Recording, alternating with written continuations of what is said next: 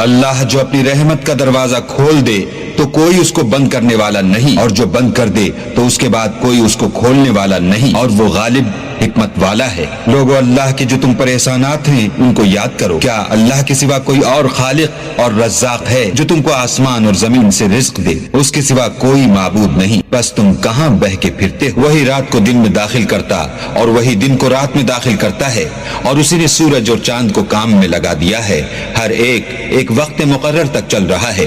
یہی اللہ تمہارا پروردگار ہے، اسی کی بادشاہی ہے، اور جن لوگوں کو تم اس کے سوا پکارتے وہ کھجور کی گٹھلی کے چھلکے کے برابر بھی تو کسی چیز کے مالک نہیں۔ اگر تم ان کو پکارو تو وہ تمہاری پکار نہ سنیں، اور اگر سن بھی لیں تو تمہاری بات کو قبول نہ کر سکیں، اور قیامت کے روز تمہارے شرک سے انکار کر دیں گے، اور خدائے باخبر کی طرح تم کو کوئی خبر نہیں دے گا۔ لوگو، تم سب اللہ کے محتاج ہو، اور اللہ بے پرواہ سزاوار حمد و ثنا